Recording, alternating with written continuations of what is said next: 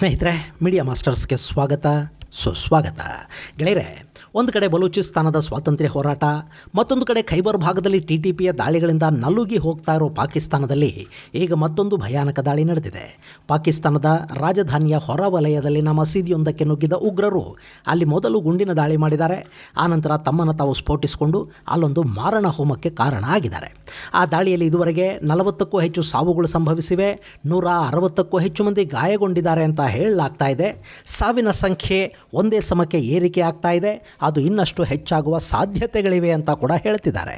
ಗೆಳೆಯರೆ, ಇಂಥ ಘಟನೆಗಳು ನಮ್ಮ ಶತ್ರು ದೇಶದಲ್ಲಿ ನಡೆದರೂ ಕೂಡ ನಾವು ಸಂಭ್ರಮಿಸೋದಕ್ಕೆ ಹೋಗಬಾರ್ದು. ಆದರೆ ಈ ದಾಳಿ ಪಾಕಿಸ್ತಾನ ತಾನೇ ಮಾಡಿಕೊಂಡ ಸ್ವಯಂಕೃತ ಅಪರಾಧದ ಭಾಗದಂತೆಯೂ, ಈಗ ನಡೀತಿರೋ ಸಂಘರ್ಷದ ಹಿನ್ನೆಲೆಯಲ್ಲಿ ಜಗತ್ತಿನ ದಿಕ್ಕು ತಪ್ಪಿಸೋದಕ್ಕೆ ಅಲ್ಲಿನ ಸೇನೆ ಮಾಡಿದ ಫಾಲ್ಸ್ ಫ್ಲಾಗ್ ದಾಳಿಯ ಥರಾನೂ ಪಾಕಿಸ್ತಾನದಲ್ಲೇ ಕೆಲವರಿಗೆ ಕಾಣಿಸ್ತಾ ಇದೆ. ಹಾಗಾದ್ರಲ್ಲಿ ನಡೆದಿದ್ದೇನು? ಸತ್ತವರು ಯಾರು? ಕೊಂದವರು ಯಾರು? ಯಾರಿಗೆ ಯಾರ ಮೇಲೆ ಎಂಥ ದ್ವೇಷ? ಬನ್ನಿ ನೋಡೋಣ. ಗೆಳೆಯರೆ, ಭಾರತದಲ್ಲಿ ಮಸೀದಿಗಳ ಅಡಿಯಲ್ಲಿ ದೇವಾಲಯಗಳಿರೋದು ಪತ್ತೆ ಆದರೆ ಅಲ್ಲಿ ಉತ್ಖನನ ಮಾಡಬೇಕಾಗಿ ಬಂದರೆ ಅಂಥ ಆದೇಶಗಳನ್ನು ನ್ಯಾಯಾಲಯನೇ ಕೊಟ್ಟ ನಂತರ ಕೂಡ ಅಲ್ಲಿನ ಕಟ್ಟಡಗಳಿಗೆ ಹಾನಿ ಆಗೋದಿಲ್ಲ ಅಂತ ಆಶ್ವಾಸನೆ ನೀಡಿದ ನಂತರವೂ ಉತ್ಖನನಕ್ಕೆ ಹೋದ ಅಧಿಕಾರಿಗಳ ಮೇಲೆ ದಾಳಿಗಳಾಗತ್ವೆ. ನಮ್ಮ ಪ್ರಾರ್ಥನಾ ಮಂದಿರದ ಪಾವಿತ್ರ್ಯ ಹಾಳಾಗತ್ತೆ ಅಂತ ಇಲ್ಲಿನ ಕೆಲವರು ಯುದ್ಧಕ್ಕೆ ಬಂದು ಬಿಡ್ತಾರೆ. ಆದರೆ ಪಾಕಿಸ್ತಾನದಲ್ಲಿ ನೋಡಿ, ಅಲ್ಲಿರೋರೆಲ್ಲ ಮುಸ್ಲಿಮರೇ. ಪಾಪ ಅದು ಇಸ್ಲಾಮಿನ ಅನುಯಾಯಿಗಳಿಗಾಗಿಯೇ ಸ್ಥಾಪನೆಯಾದ ಮುಸಲ್ಮಾನ್ ದೇಶ. ಆದರೆ ಅಲ್ಲಿ ನಮ್ಮ ಹಂಗಲ್ಲ. ಅಲ್ಲಿನ ಮಸೀದಿಗಳಲ್ಲಿ ಉತ್ಖನನ ಅಲ್ಲ, ಆಗಾಗ ಬ್ಲಾಸ್ಟುಗಳೇ ಆಗ್ತಾ ಇರತ್ವೆ. ಯಾರೋ ಉಗ್ರ ಮಸೀದಿಗೆ ನುಗ್ತಾನೆ, ತನ್ನನ್ನು ತಾನು ಡೆಟೋನೇಟ್ ಮಾಡ್ಕೋತಾನೆ, ಅಷ್ಟೇ. ಪಾಪ ಅಲ್ಲಿ ಪ್ರಾರ್ಥನೆಗೆ ಬಂದವರ ಸಮೇತ ಅವನು ಆ ಇಡೀ ಕಟ್ಟಡವನ್ನು ಉಡೀಸ್ ಮಾಡ್ತಾನೆ. ಹೀಗೆ ಫಿದಾಯಿನ್ ದಾಳಿಗಳ ಮೂಲಕ ಪ್ರಾರ್ಥನಾ ಮಂದಿರಗಳನ್ನು ನಾಶ ಮಾಡೋರು, ಪ್ರಾರ್ಥನೆಗೆ ಕೂತವರನ್ನು ಕೊಲ್ಲೋರಿಗೆ ಕೂಡ ಜನ್ನತ್, ಹೂರ್ ಇವೆಲ್ಲ ಸಿಗುತ್ವಾ ಗೊತ್ತಿಲ್ಲ. ಬಹುಶಃ ಅಲ್ಲಿ ಒಂದು ಪಂಗಡದ ಮುಸಲ್ಮಾನರು ಇನ್ನೊಂದು ಪಂಗಡದ ಮುಸ್ಲಿಮರ ಮೇಲೆ ದಾಳಿ ಮಾಡಿದರೆ ಸ್ವರ್ಗ ಸಿಗುತ್ತೋ ಏನೋ, ಇದನ್ನು ಪಾಕಿಸ್ತಾನದ ಮುಲ್ಲಾಗಳೇ ಹೇಳಬೇಕು. ಇನ್ನು ಈಗ ದಾಳಿಯಾಗಿರೋದು ಇಸ್ಲಾಮಾಬಾದ್ನ ಹೊರವಲಯದಲ್ಲಿನ ಖದೀಜಾತುಲ್ ಕುಬ್ರಾ ಮಸೀದಿಯಲ್ಲಿ. ಇದು ಶಿಯಾ ಮುಸ್ಲಿಮರ ಮಸೀದಿ. ಅಲ್ಲಿ ಶುಕ್ರವಾರ ಜುಮಾ ನಮಾಜ್ ನಡೀತಾ ಇತ್ತು. ಇಸ್ಲಾಮಲ್ಲಿ ಮತ್ತು ಯಹೂದ್ಯರಿಗೆ ಕೂಡ ಶುಕ್ರವಾರ ಅನ್ನೋದು ಅತ್ಯಂತ ಪವಿತ್ರ ದಿನ. ಅವತ್ತು ಮಸೀದಿಗಳಲ್ಲಿ ವಿಶೇಷ ಪ್ರಾರ್ಥನೆಗಳು, ಪ್ರವಚನಗಳು ಇರುತ್ತವೆ. ಯಾವತ್ತೂ ಮಸೀದಿಗೆ ಬಾರದೇ ಇದ್ದರೂ ಶುಕ್ರವಾರದ ಪ್ರಾರ್ಥನೆಗೆ ತಪ್ಪಿಸಬಾರದು ಅಂತ ಸಾಕಷ್ಟು ಜನ ಅಂದ್ಕೋತಾರೆ. ಹೀಗಾಗಿ ಅವತ್ತು ಸಾಮಾನ್ಯವಾಗಿ ಪ್ರಾರ್ಥನಾ ಮಂದಿರಗಳು ತುಂಬಿರುತ್ತವೆ. ಇಸ್ಲಾಮಾಬಾದ್ನ ಈ ಶಿಯಾ ಮಸೀದಿಯಲ್ಲಿ ಕೂಡ ತುಂಬ ಜನ ಇದ್ದರು. ಪ್ರಾರ್ಥನೆ ಕೂಡ ಆರಂಭ ಆಗಿತ್ತು. ಅದೇ ಸಮಯಕ್ಕೆ ಆಗಂತಕನೊಬ್ಬ ಮಸೀದಿಯ ಪ್ರವೇಶ ದ್ವಾರಕ್ಕೆ ಬಂದ. ಒಳಗೆ ಜಾಗ ಇರಲಿಲ್ಲ ಅಂತಲೋ ಅಥವಾ ಬಂದವನ ಮೇಲೆ ಸಂಶಯ ಬಂತೋ ಗೊತ್ತಿಲ್ಲ, ಅಲ್ಲಿನ ಸೆಕ್ಯೂರಿಟಿ ಅವನನ್ನು ಬಾಗಿಲಲ್ಲಿ ತಡೆದು ನಿಲ್ಲಿಸಿದ್ದಾನೆ, ಅಷ್ಟೇ. ಆ ಆಗಂತಕ ತಡ ಮಾಡಲಿಲ್ಲ, ಬಾಗಿಲಲ್ಲೇ ತನ್ನನ್ನು ತಾನು ಸ್ಫೋಟಿಸಿಕೊಂಡು ಬಿಟ್ಟ. ಭಯಾನಕ ಸ್ಫೋಟ. ಕ್ಷಣಾರ್ಧದಲ್ಲಿ ಮಸೀದಿಯ ಗಾಜುಗಳು ಒಡೆದು ಚೂರು ಚೂರಾಗಿ ಬಿದ್ದವು. ಎಲ್ಲಿ ನೋಡಿದರೂ ಗಾಜುಗಳು, ಗಾಯಾಳುಗಳು ಮತ್ತು ಹೆಣಗಳು, ಚೀರಾಟ, ಗಾಬರಿ. ಅದಾದ ಕೆಲ ಹೊತ್ತಿನ ನಂತರ ಅಲ್ಲಿದ್ದವರು ಎಚ್ಚೆತ್ತುಕೊಂಡ್ರು. ಪೊಲೀಸರು ಸ್ಥಳಕ್ಕೆ ಬಂದರು, ರಕ್ಷಣಾ ತಂಡಗಳೂ ಬಂದವು. ಗಾಯಾಳುಗಳನ್ನು ಆಸ್ಪತ್ರೆಗೆ ಸಾಗಿಸಲಾಯಿತು. ಮೊದಲು 10 ಮಂದಿ ಸಾವಿಗೀಡಾಗಿದ್ದಾರೆ ಅಂತ ಹೇಳಿದರು. ಆನಂತರ ಆ ಸಂಖ್ಯೆ ಏರ್ತಾ ಹೋಯಿತು. ನಾನು ಈ ವಿಡಿಯೋ ಮಾಡೋ ಹೊತ್ತಿಗೆ ಸಾವಿನ ಸಂಖ್ಯೆ 40 ದಾಟಿದೆ ಅಂತ ಹೇಳ್ತಾ ಇದ್ರು. ಅದು ಇನ್ನೂ ಹೆಚ್ಚಾಗೋ ಸಾಧ್ಯತೆ ಇದೆ ಅಂತ ಇಸ್ಲಾಮಾಬಾದ್ ಪೊಲೀಸರ ಮಾಹಿತಿಯನ್ನು ಆಧರಿಸಿ ಡಾನ್ ವರದಿ ಮಾಡಿದೆ.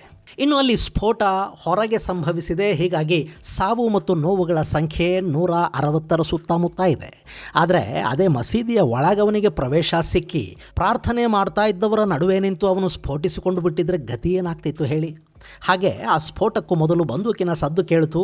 ಗುಂಡು ಹಾರಿದ ಸದ್ದು ಕೇಳಿದ ಕೆಲವೇ ಕ್ಷಣಗಳಲ್ಲಿ ಭಯಾನಕ ಸ್ಫೋಟದ ಸದ್ದು ಕೇಳಿಬಂತು ಅಂತ ಅಲ್ಲಿ ಪ್ರಾರ್ಥನೆಯಲ್ಲಿ ತೊಡಗಿದ್ದ ಕೆಲವರ ಮಾಹಿತಿಯನ್ನು ಆಧರಿಸಿ ಡಾನ್ ವರದಿ ಮಾಡಿದೆ. ಇನ್ನು ದಾಳಿಕೋರರು ಎಷ್ಟು ಜನ, ದಾಳಿ ಮಾಡಿದವರು ಯಾರು ಅನ್ನೋ ಬಗ್ಗೆ ಖಚಿತವಾಗಿ ಇನ್ನೂ ಏನೂ ಗೊತ್ತಾಗಿಲ್ಲ. ಆದರೆ ನಿರೀಕ್ಷೆಯಂತೆ ಪಾಕಿಸ್ತಾನದ ತನಿಖಾ ಏಜೆನ್ಸಿಗಳು ಇದು TTPಯದ್ದೇ ದಾಳಿ ಅಂತ ಹೇಳ್ತಾ ಇದ್ದಾರೆ. ಮತ್ತು ದಾಳಿ ಮಾಡಿದವನು ಪಾಕಿಸ್ತಾನಿ ಅಲ್ಲ, ಅವನು ವಿದೇಶಿ ಅಂತ ಹೇಳ್ತಾ ಆಫ್ಘನಿಸ್ತಾನದ ಕಡೆಗೆ ಮುಖ ಮಾಡ್ತಾ ಇದ್ದಾರೆ.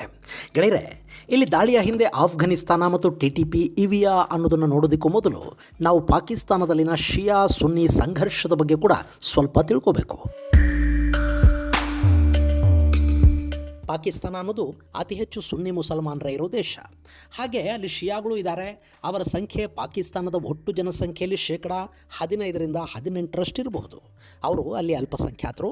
ಇನ್ನು ಇಡೀ ಜಗತ್ತಲ್ಲಿ ಶಿಯಾಗಳ ಸಂಖ್ಯೆ ಇರೋದೇ ಒಟ್ಟು ಮುಸ್ಲಿಂ ಜನಸಂಖ್ಯೆಯಲ್ಲಿ 15% 16%. ಇನ್ನು ಶಿಯಾ ಮತ್ತು ಸುನ್ನಿ ಅಂದರೆ ಯಾರು, ಅವರ ನಡುವಿನ ಜಗಳ ಏನು ಅನ್ನೋದು ನಿಮಗೆ ಗೊತ್ತಿದೆ. ಗೆಳೆಯರೆ, ಮಹಮ್ಮದ್ ಪೈಗಂಬರ್ ಅವರ ನಂತರ ಉತ್ತರಾಧಿಕಾರಿ ಯಾರಾಗಬೇಕು ಅನ್ನೋ ಪ್ರಶ್ನೆ ಉದ್ಭವಗೊಂಡಾಗ ಅಲ್ಲಿ ಎರಡು ಪಂಗಡಗಳು ಹುಟ್ಟುತ್ತವೆ. ಒಂದು, ಮಹಮ್ಮದ್ ಪೈಗಂಬರ್ ಅವರ ಅನುಯಾಯಿ ಅಬೂಬಕರ್ ಉತ್ತರಾಧಿಕಾರಿ ಆಗಬೇಕು ಅಂತ ಹೇಳಿದರೆ, ಮತ್ತೊಂದು ಪಂಗಡ ಪೈಗಂಬರ್ ಅವರ ಮಗಳ ಗಂಡ ಅಂದರೆ ಅಳಿಯ ಆಲಿಯ ಪರ ನಿಲ್ಲುತ್ತೆ. ಇಲ್ಲಿ ಅಬೂಬಕರ್ ಜೊತೆ ನಿಂತವರನ್ನ ಸುನ್ನಿಗಳು ಅಂತ ಕರೀತಾರೆ, ಆಲಿ ಜೊತೆ ನಿಂತವರನ್ನ ಶಿಯಾಗಳು ಅಂತ ಕರೀತಾರೆ.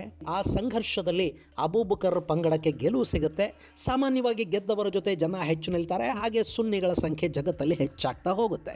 ಇನ್ನು ಎರಡೂ ಪಂಗಡಗಳ ನಡುವಿನ ವೈಮನಸ್ಯ, ಸಂಘರ್ಷ ಇವೆಲ್ಲ 7ನೇ ಶತಮಾನದಿಂದ ಹಾಗೆ ಉಳ್ಕೊಂಡು ಬರ್ತಾ ಇವೆ. ಇನ್ನು ಶಿಯಾಗಳ ಜನಸಂಖ್ಯೆ ಕಡಿಮೆ ಇತ್ತು, ಹೀಗಾಗಿ ಅವರು ಕೂಡ ತಗ್ಗಿ ಬಗ್ಗಿ ಅಂತಾರಲ್ಲ ಹಾಗೆ ಬದುಕ್ತಾ ಇದ್ರು. ಆದರೆ ಯಾವಾಗ ಇರಾನ್ನಲ್ಲಿ ಇಸ್ಲಾಮಿಕ್ ಕ್ರಾಂತಿಯಾಗಿ ಅಲ್ಲಿ ಶಿಯಾ ಸರ್ಕಾರ ರಚನೆ ಆಯಿತೋ, ಶಿಯಾಗಳಿಗೆ ಕೂಡ ಶಕ್ತಿ ಬಂದ ಹಾಗಾಯಿತು. ಇವತ್ತು ಮಧ್ಯಪ್ರಾಚ್ಯದ ನಾನಾ ದೇಶಗಳಲ್ಲಿ ಇರಾನ್ ತನ್ನ ಪ್ರಾಕ್ಸಿಗಳನ್ನಿಟ್ಟಿದೆ, ಶಿಯಾ ಉಗ್ರ ಸಂಘಟನೆಗಳನ್ನು ಬೆಳೆಸಿದೆ. ಅದರ ಹಿಂದಿರೋದು ಕೂಡ ಇಸ್ಲಾಮಿಕ್ ಜಗತ್ತಿನ ಮೇಲೆ ಶಿಯಾಗಳ ಪ್ರಾಬಲ್ಯವನ್ನು ಹೆಚ್ಚು ಮಾಡಬೇಕು ಅನ್ನೋದು ಮತ್ತು ಸುನ್ನಿಗಳಿಂದ ಶಿಯಾಗಳನ್ನು ಕಾಪಾಡ್ಕೋಬೇಕು ಅನ್ನೋ ಉದ್ದೇಶ. ಇನ್ನು ಪಾಕಿಸ್ತಾನದಲ್ಲಿ ಶಿಯಾ ಮತ್ತು ಸುನ್ನಿಗಳ ನಡುವಿನ ಸಂಘರ್ಷ ಇವತ್ತು ನಿನ್ನೆಯದ್ದೇನಲ್ಲ, ಆದರೆ ಅದು ತೀವ್ರ ಸ್ವರೂಪಕ್ಕೆ ಹೋಗಿದ್ದು 1963ರಲ್ಲಿ. ಅವತ್ತಿಗೆ ಸಿಂಧ್ನ ತೆಹರಿ ಗ್ರಾಮದಲ್ಲಿ ಸುಮಾರು 118 ಶಿಯಾ ಮುಸ್ಲಿಮರ ಕಗ್ಗೊಲೆನೇ ಮಾಡಲಾಯಿತು. ಮುಂದೆ 1980ರ ನಂತರ ಅಲ್ಲಿ ಈ ಸಂಘರ್ಷಗಳು ಮತ್ತಷ್ಟು ಹೆಚ್ಚಾಗ್ತಾ ಹೋದವು. 80ರ ದಶಕದಲ್ಲಿ ಪಾಕಿಸ್ತಾನದಲ್ಲಿ ಇಸ್ಲಾಮಿಕ್ ಪಂಗಡಗಳ ನಡುವಿನ ಕಲಹ ಹೆಚ್ಚಾಗಿದ್ದಷ್ಟೇ ಅಲ್ಲ, ಸುನ್ನಿಗಳು ಮಾತ್ರ ಶ್ರೇಷ್ಠರು, ಇನ್ನುಳಿದವರಲ್ಲ ಅನ್ನೋ ಥರದ ಅಭಿಪ್ರಾಯಕ್ಕೆ ಪಾಕಿಸ್ತಾನ ಸಾಂವಿಧಾನಿಕ ಮಾನ್ಯತೆಯನ್ನೇ ಕೊಟ್ಟು ಬಿಡುತ್ತೆ. ಅದನ್ನು ಮಾಡಿದ್ದು ಅಲ್ಲಿನ ಸರ್ವಾಧಿಕಾರಿ ಜಿಯಾ ಉಲ್ ಹಕ್. ಅವತ್ತಿಗೆ ಆಫ್ಘನಿಸ್ತಾನದಲ್ಲಿ ರಷ್ಯಾದ ವಿರುದ್ಧ ಅಮೆರಿಕಾನ ಕರ್ಕೊಂಡು ಬಂದು ಅಲ್ಲಿ ದಿಯೋಬಂದ್ ಮದರಸಾಗಳ ಮೂಲಕ ಜಿಹಾದಿಗಳನ್ನು ಸಿದ್ಧ ಮಾಡೋ ಟಾಸ್ಕ್ ತಗೊಂಡಿದ್ದ ಜಿಯಾ ಪಾಕಿಸ್ತಾನದಲ್ಲಿ ಸುನ್ನಿಗಳ ಪ್ರಭಾವ ಹೆಚ್ಚಾಗೋದಕ್ಕೆ ಕಾರಣ ಆದ. ಅಲ್ಲಿ ಸುನ್ನಿ ಉಗ್ರ ಸಂಘಟನೆಗಳು ತಲೆ ಎತ್ತುತ್ತಾ ಹೋದವು. ಇನ್ನು ಬರೀ ದಿಯೋಬಂದ್ ಮಾತ್ರ ಇದ್ದಿದ್ರೆ ಬಹುಶಃ ಇಷ್ಟೊಂದು ಅನಾಹುತಗಳಾಗ್ತಾ ಇರಲಿಲ್ವೇನೋ.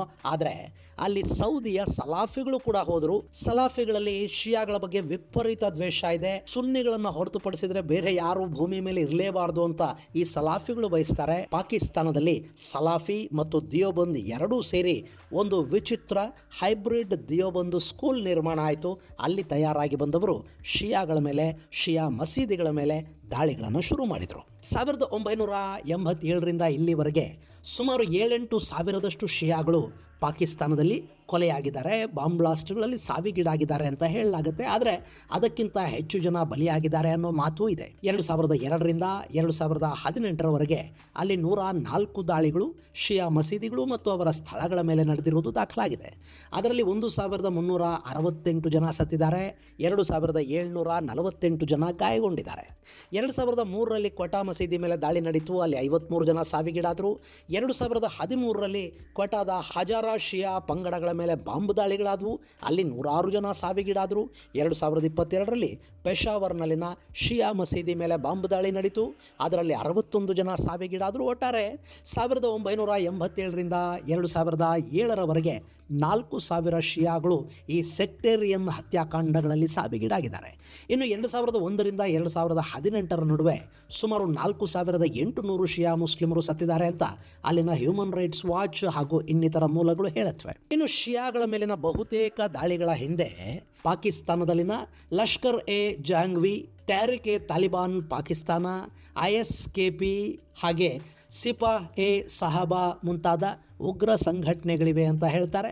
ಈ ಸಿಪಾಹ್ ಎ ಸಹಾಬಾ ಅನ್ನೋದು ಈಗ ಅಹ್ಲೆ ಸುನ್ನತ್ ವಾಲ್ ಜಮಾತ್ ಅನ್ನೋ ಹೆಸರಲ್ಲಿ ಗುರುತಿಸ್ಕೊಳ್ತಾ ಇದೆ. ಇನ್ನು ಈಗ ನಡೆದಿರೋ ದಾಳಿಯನ್ನ TTP ಅಂದರೆ ತೆಹರಿಕ್ ಎ ತಾಲಿಬಾನ್ ಪಾಕಿಸ್ತಾನ್ ಮಾಡಿದೆ ಅಂತ ಅಲ್ಲಿನ ಪೊಲೀಸರು ಹೇಳ್ತಾ ಇರುವಾಗಲೇ ಪಾಕಿಸ್ತಾನದ ಮಾಜಿ ಸೇನಾಧಿಕಾರಿ ಆದಿಲ್ ರಾಜಾ ಹೇಳಿಕೆಯೊಂದು ಸಿಕ್ಕಾಪಟ್ಟೆ ವೈರಲ್ ಆಗ್ತಾ ಇದೆ. ಪಾಕಿಸ್ತಾನದ ಸೇನೆಯನ್ನು ಇರಾನ್ ಅಥವಾ ಗಾಜಾ ಕಾರ್ಯಾಚರಣೆಗೆ ಅಮೆರಿಕ ಬಳಸಿಕೊಳ್ಳುವ ಸಂದರ್ಭದಲ್ಲಿ ಪಾಕಿಸ್ತಾನದ ಫೀಲ್ಡ್ ಮಾರ್ಷಲ್ ಅಲ್ಲೊಂದು ಡ್ರಾಮಾ ಶುರು ಮಾಡ್ತಾನೆ. ಭಾರತ ಅಥವಾ ಆಫ್ಘನಿಸ್ತಾನದ ಜೊತೆ ಕಾಲು ಕೆರ್ಕೊಂಡು ಜಗಳಕ್ಕೆ ಹೋಗೋ ಪ್ರಯತ್ನ ಕೇಳಿತಾನೆ. ಈ ಬಾರಿ ಭಾರತವನ್ನು ಕೆಣಕೋ ಧೈರ್ಯ ಮಾಡದೇ ಇದ್ರು ಆಫ್ಘನಿಸ್ತಾನದ ಮೇಲೆ ಇನ್ನೂ ಒಂದು ದಾಳಿ ಮಾಡೋದಕ್ಕೆ ಅವಕಾಶ ಹುಡುಕ್ತಾನೆ. ಅದಕ್ಕಾಗಿ ಬೇಕಿದ್ರೆ ಆಸಿಮ್ ಮುನೀರ್ ತನ್ನದೇ ಜನರನ್ನು ಬಲಿ ಕೊಡೋದಕ್ಕೆ ಕೂಡ ಹೆಸೋದಿಲ್ಲ ಅನ್ನೋ ಮಾತನ್ನು ಆದಿಲ್ ರಾಜಾ ಕೆಲ ದಿನಗಳ ಹಿಂದೆ ಹೇಳಿದರು. आसिम मुनीर मिस्त्री हिंदुस्तान और अफगानिस्तान के बॉर्डर के ऊपर पंगा लेके उस बॉर्डर को खोलेगा। वहां पे कुछ इंडिया में करवाएगा प्रॉक्सीज के जरिए, अफगानिस्तान में भी प्रॉक्सीज के जरिए कुछ करवाया जाएगा और अपने लोगों के ऊपर भी दहशतगर्दी करवाई जाएगी। ಈಗ ಆ ವಿಡಿಯೋ ವೈರಲ್ ಆಗ್ತಾ ಇದೆ. ಜೊತೆಗೆ ಇಸ್ಲಾಮಾಬಾದ್ ಮಸೀದಿಯಲ್ಲಿ ಶಿಯಾಗಳ ಮೇಲೆ ನಡೆದ ದಾಳಿಯನ್ನ ಪಾಕಿಸ್ತಾನದ ಸೇನಾಡಳಿತವೇ ಮಾಡಿಸಿದೆ. ಅದನ್ನ ಐಸಿಸ್ ಮೂಲಕ ಮಾಡಿಸಲಾಗಿದ್ದು, ಟಿಟಿಪಿ ಮೇಲೆ ಗೂಬೆ ಕೂರಿಸಿ ಆಫ್ಘನಿಸ್ತಾನದ ವಿರುದ್ಧ ಕಾಲ್ ಕೆರೆಯೋದಕ್ಕೆ ಆಸಿಮ್ ಮುನೀರ್ ಸಿದ್ಧ ಆಗ್ತಾ ಇದ್ದಾನೆ ಅನ್ನೋ ತರದ ಪೋಸ್ಟ್ಗಳು ಪಾಕಿಸ್ತಾನದಲ್ಲಿ ವಿಪರೀತ ಓಡಾಡ್ತಾ ಇವೆ. ಗೆಳೆಯರೆ, ಇಲ್ಲಿ ಟಿಟಿಪಿ ಕೂಡ ಕಟ್ಟರ್ ಸುನ್ನಿ ಸಂಘಟನೆನೇ. ಅವರಿಂಥದ್ದನ್ನೆಲ್ಲ ಮಾಡೋದಿಲ್ಲ ಅಂತಲ್ಲ. ಈ ಹಿಂದೆ ಸಾಕಷ್ಟು ಶಿಯಾ ಮಸೀದಿಗಳ ಮೇಲೆ ಅವರು ಕೂಡ ದಾಳಿ ಮಾಡಿದ್ದಾರೆ. ಆದರೆ ಟಿಟಿಪಿ ಇತ್ತೀಚೆಗೆ ಜನರ ಮೇಲಿನ ದಾಳಿಗಳನ್ನು ಕಡಿಮೆ ಮಾಡಿದ ಹಾಗೆ ಕಾಣ್ತಾ ಇದೆ. ಅದು ಪಾಕಿಸ್ತಾನದ ಸೇನೆ, ಪೊಲೀಸರು, ಆಡಳಿತದ ಮೇಲೆ ಮಾತ್ರ ದಾಳಿಗಳನ್ನು ಹೆಚ್ಚು ಮಾಡ್ತಾ ಇದೆ. ಆದರೆ ಐಸಿಸ್ ಅನ್ನೋದು ಹಾಗಲ್ಲ. ಅದು ಮಸೀದಿಗಳನ್ನು ಧ್ವಂಸ ಮಾಡುತ್ತೆ, ಮನೆಗಳ ಮೇಲೂ ದಾಳಿ ಮಾಡುತ್ತೆ. ಅದನ್ನು ಪಾಕಿಸ್ತಾನದಲ್ಲಿ ISI ತಾನೇ ಕರ್ಕೊಂಡು ಬಂದು ಸಾಕ್ತಾ ಇದೆ. ಇನ್ನು ಮುಲ್ಲಾ ಮುನೀರ್ ಅವನು ಮತಾಂಧಾನೂ ಹೌದು, ಅವಕಾಶವಾದಿನೂ ಹೌದು, ಭ್ರಷ್ಟಾನೂ ಹೌದು. ಹೀಗಾಗಿ ಪಾಕಿಸ್ತಾನದ ಜನ ಈ ದಾಳಿಯ ಹಿಂದೆ ಅಲ್ಲಿನ ಸೇನೆ ಮತ್ತು ISI ಕಡೆ ಅನುಮಾನದಿಂದ ನೋಡ್ತಾ ಇದ್ದಾರೆ. ಇಲ್ಲಿ ಇರಾನ್ ಹಾಗೂ ಅಮೆರಿಕ ಸಂಘರ್ಷ ಶುರುವಾಗ್ತಾ ಇರೋ ಹೊತ್ತಲ್ಲಿ ಪಾಕಿಸ್ತಾನದಲ್ಲಿ ನಡೆದಿರೋ ಈ ದಾಳಿ ಸಾಕಷ್ಟು ಅನುಮಾನಗಳಿಗೆ ಕಾರಣ ಆಗ್ತಾ ಇದೆ. ಅಮೆರಿಕದ ಸಿಂಪತಿ ಪಡೆಯೋದಕ್ಕೆ, ನಾವು ಭಯೋತ್ಪಾದಕ ದಾಳಿಗಳಿಗೆ ತುತ್ತಾಗ್ತಾ ಇದ್ದೀವಿ, ನಾವು ಸಂತ್ರಸ್ತರು ಅಂತ ಹೇಳ್ಕೊಳ್ತಾ ವಿಕ್ಟಿಮ್ ಕಾರ್ಡನ್ನು ಹಿಡಿಯೋದಕ್ಕೆ, ಅದರಿಂದಲೂ ಒಂದಷ್ಟು ಲಾಭ ಪಡ್ಕೊಳ್ಳೋದಕ್ಕೆ ಆಸಿಮ್ ಮುನೀರ್ ಪಾಕಿಸ್ತಾನದ ಅಮಾಯಕ ಶಿಯಾಗಳನ್ನು ಬಲಿ ಕೊಟ್ಟುಬಿಟ್ನಾ. ಗೆಳೆಯರೆ, ಇದು ಅಲ್ಲಾಹು ಕೂಡ ಕ್ಷಮಿಸೋ ಥರದ ಕೃತ್ಯ ಅಲ್ಲ. ಇನ್ನು ಇದು ಇಲ್ಲಿಗೆ ನಿಲ್ಲೋದೂ ಇಲ್ಲ. ಪಾಕಿಸ್ತಾನದಲ್ಲಿ ಇರಾನ್ ಬೆಂಬಲಿತ ಶಿಫಾ ಎ ಮೊಹಮ್ಮದ್, ಲಷ್ಕರುಲ್ ಸಾರುಲ್ಲಾ, ಝೈನಬಿಯಾನ್ ಬ್ರಿಗೇಡ್ನಂಥ ಒಂದಷ್ಟು ಶಿಯಾ ಉಗ್ರ ಸಂಘಟನೆಗಳು ಇವೆ. ಅವು ಈ ದಾಳಿಗೆ ಪ್ರತೀಕಾರ ಹೇಳೋದಕ್ಕೆ ಮುಂದಾಗತ್ವೆ. ಇದು ಇನ್ನೆಷ್ಟು ನರಮೇಧಕ್ಕೆ ಕಾರಣ ಆಗುತ್ತೋ ಏನೋ. ಇದು ಗೆಳೆಯರೆ, ಪಾಕಿಸ್ತಾನದಲ್ಲಿ ನಡೆದ ಮಸೀದಿ ಸ್ಫೋಟಕ್ಕೆ ಸಂಬಂಧಪಟ್ಟ ಒಂದಷ್ಟು ಮಾಹಿತಿ. ಮುಂದಿನ ಸಂಚಿಕೆಯಲ್ಲಿ ಮತ್ತಷ್ಟು ವಿಶೇಷಗಳ ಜೊತೆ ಮತ್ತೆ ಭೇಟಿಯಾಗೋಣ. ಅಲ್ಲಿವರೆಗೆ ಜೈ ಹಿಂದ್, ಜೈ ಕರ್ನಾಟಕ.